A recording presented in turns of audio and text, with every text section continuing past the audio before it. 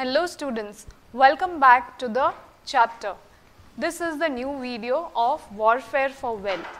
Already we have done one part of it, okay, Warfare for Wealth. We saw 3 examples are there, and in that 3 examples, we have seen tripartite struggle, then we will be seeing the Ghazni, attack of Ghazni, and then the third part we will be seeing about Muhammad Ghori, okay, Mahmud Ghazni and Muhammad Ghori. Tripartite struggle, the fight for Kannauj, okay, that is already been done, and now we will be starting with the new one.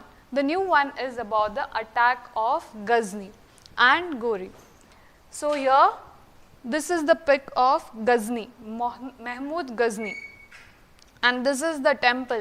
I had talked about the wealth which the Indian rulers were having, the kings and all were having lot of wealth with them.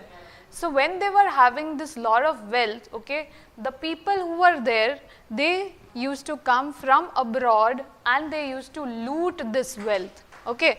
So we'll start with the attack of Ghazni. He ruled from 997 to 1030, from 997 to 1030. He controlled most of the parts of Central Asia, Iran and northwestern part of the subcontinent. He had most of his control over Central Asia, Iran and northwestern part of the subcontinent. Here Mahmud Ghazni, he raided the subcontinent almost every year, okay. Almost every year he used to raid over these temples, various temples of India, and he used to take away the wealth from India and he used to use that wealth for the building of his empire. For example, Somnath temple, that is in Gujarat. Much of the wealth he plundered was used to create his splendid capital city at Ghazni, okay. So this is the temple. Most of the times he used to come and loot. So once again we will just recap this. He ruled from 997 to 1030. He controlled most of the Central Asia part, Iran and northwestern part of the subcontinent, raided every year, almost 17 times he raided, and his main targets were the wealthy temples. For example, he has come to Gujarat and he has looted wealth, okay, gold from India, that is Somnath temple, and he has taken this wealth and made his city called Ghazni, okay. Here you can see where all he had captured, okay. From this part, you can say the Gujarat part where he came in and he looted. This is the area .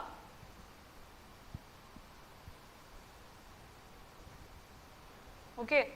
Here he built his empire, that is Mahmud of Ghazni had built his Ghazni war, okay.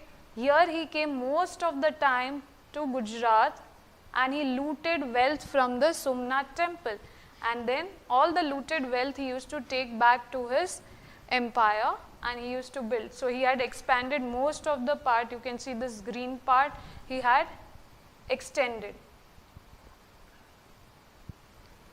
Attack of Ghazni, in that we will know about a person who used to write. We talked about Prashastis and land grants in earlier topic, right. So Prashastis were written normally by the Brahmins, and if the king is happy, then what he used to do, he used to give land grants. So here we are going to know about Ghazni's writer or the author who wrote about him. Sultan Mahmud entrusted a scholar named Al-Baruni.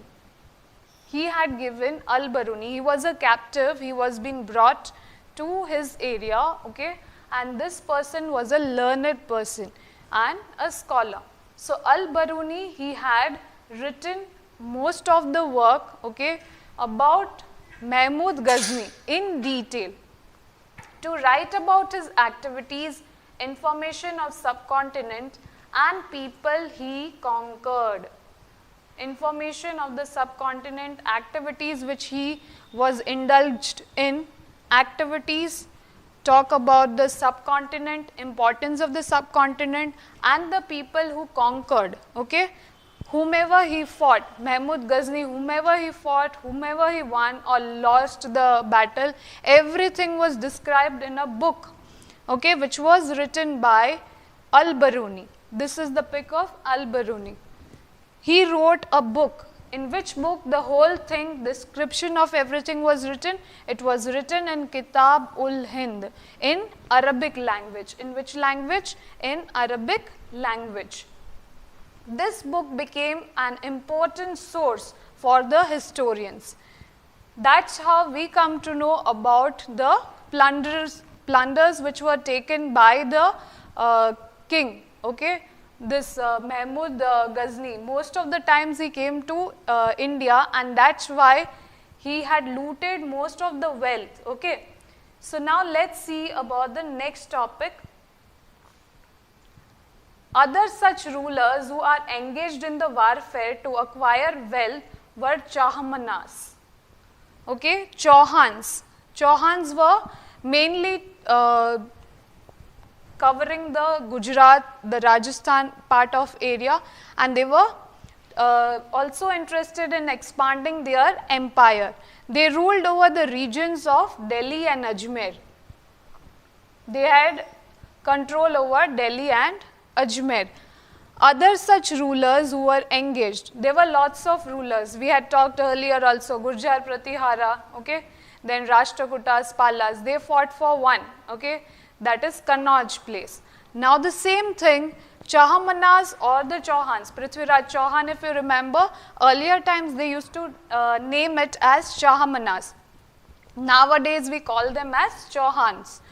So they ruled over the regions of Delhi and Ajmer. They attempted to expand their control to the west and east. Which area they wanted to expand? They wanted to expand their control to the west and the east side. That's how the expansion for wealth took place. They had control, but now they wanted to expand. Maybe the west side, maybe the east side, they wanted. Chauhans wanted to expand. Delhi and Ajmer, they had control, but now they wanted to go to the different parts, say for Gujarat side and the east side.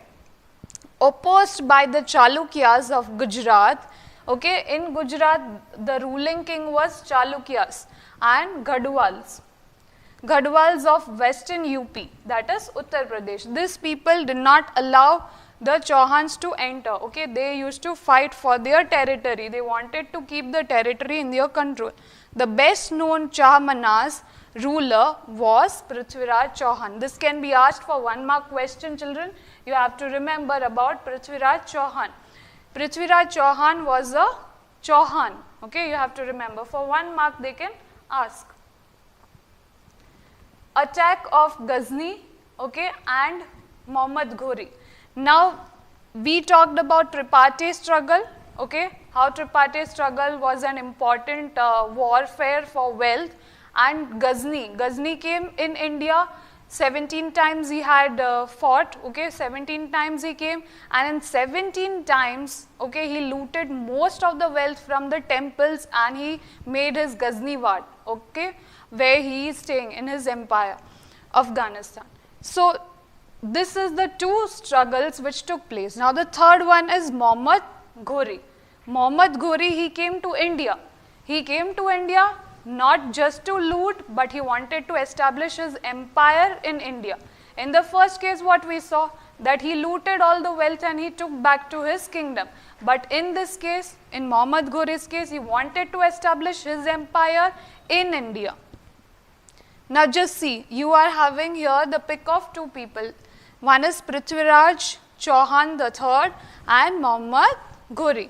This they fought between to have control over Delhi and Ajmer, and that time Delhi was the you can say the famous place where the people, once they get the control over, they can rule over whole of India. Muhammad Ghori attacked over Delhi in 1191. In which year? 1191. This time he was defeated by Prithviraj III. Muhammad Ghori, once he attacked in 1191, that time he was defeated by Prithviraj Chauhan III. third. Okay, so first time Shawli was defeated, he could not establish his kingdom in Delhi. So this second time he makes his plan, he makes new strategies, and then once again he comes to India. But he attacked again in the year, that is the next year, 1192. This time Prithviraj III was defeated. This time he got defeated by Muhammad Ghori. The second, 1192, Prithviraj Chauhan is defeated and Muhammad Ghori wins over. Okay, children, so hope you have understood with this topic. We'll meet in the next video. Keep reading, keep going on through the video and understand it. Okay, bye-bye, children.